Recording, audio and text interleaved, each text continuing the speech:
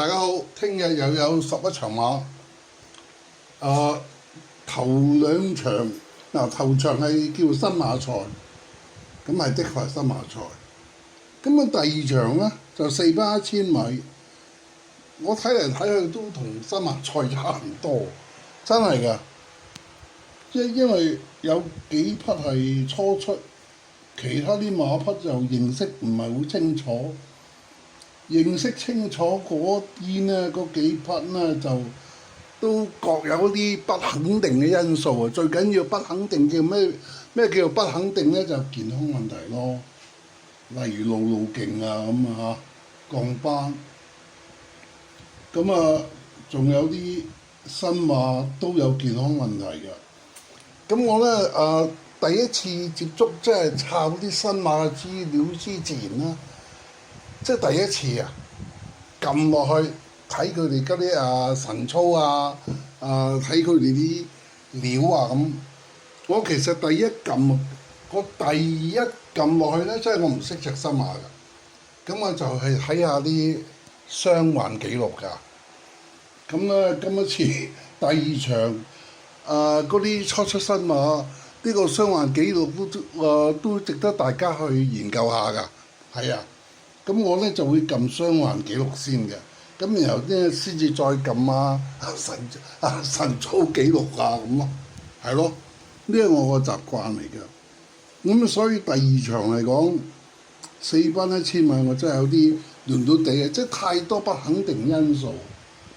好啦，咁冇得揀啦，第3場啦，咁所以呢，就遲到而家，因為我想。點都即係個投注額多啲先，即係揀馬啦，同埋決定買乜嘢啦，真水貼士。咁第3場就好似即係就冇陌生喎。第3場，因為第3場都係嘅，都係差唔多係新馬，除咗天天灑落係5歲馬之外啦。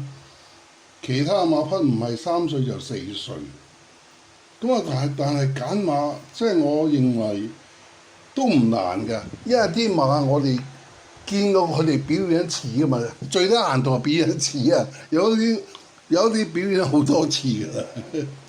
咁最低限度你睇過佢表演，即係心中有數啊，有個印象啊，所以就好似冇咁陌生咁。其實都唔係好熟絡嘅同佢哋。咁呢一場咧就14匹馬，1200米第3場4班。咁贏過同程嘅咧，淨係得一匹啫，就係和道風1號。和道風預咗佢係大熱門㗎啦，因為點解咧？因為佢一出嚟就贏啦，贏咗之後再出。就2.7倍跑第3，跟住再出2.7倍又係莫雷拉跑第4，咁都幾好啊！次次有獎金出3次有3次，但係我知道輸咗好多朋友㗎啦。就算跑第3嗰次，第3你即係連贏位都輸埋啊！係啊，位置 Q 嘅啫，咁你2.7倍個位置有幾多啊？係咪啊？咁所以嚴格嚟講都係輸㗎啦，係啊。咁所以今一次佢再出咧，而家有2.4倍喎，都仲係2.4倍喎。咁呢個時候係6.34分，咁我預期佢咧係4倍。咁而家佢2.4，咁即係佢依然係有信心嘅，係啊，輸2次，輸得咁傑，所謂傑就係大熱門啊嘛，2.7倍大熱門，冇咗咁啊，今一次呢個時候2.4，即係話應該係即係有啲希望收復前失。同埋有咁嘅信心同決心去收復前失，所以我就認為咧，1號和道鋒莫雷拉嗰個機會都好好嘅，係啊，好好嘅。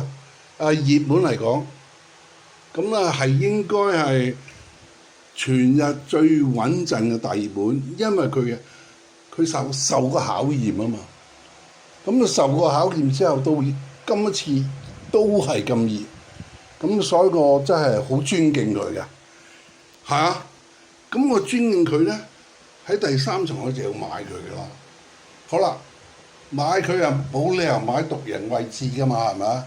買位置 Q 啦條，位置 Q 咧就冇理由買1拖3 1拖2㗎，係咪？鐵角更加唔能夠，咁啊只有買單 Q 咯，位置單 Q。咁個腳咧都容易揾嘅，因為個腳得幾匹，有幾匹話係即係入個位嘅，即係有3甲紀錄嘅幾匹啫。天福啊，天天灑落啊，仲有快樂共濟啊，同埋韓至尊。咁我一向都係中意冷門嘅，係啊，得唔得？即係搏佢啦，係啦，因為你如果用和道鋒拖天福啊，拖韓至尊啊啲中咗都冇用，真係中咗都冇用。即係因為佢個牌賽啊嘛，佢中咗你單 Q 都燒唔到炮仗，因為點解咧？可能派20零蚊咁啊，激死啦，係咪？咁好啦，咁我咧就幾匹入個圍嘅馬匹之中咧，我就揀最冷嗰匹快樂共濟10號，係啊，咁咧而家佢又23倍差唔多啦。23倍係即係我預期嘅，佢係23倍20零倍咁啦。因為和道鋒就熱咗，我預期佢4倍㗎嘛。咁好啦，今一次嘅擠飛貼士就係位置單 Q 1號10號，多謝晒，祝大家好運。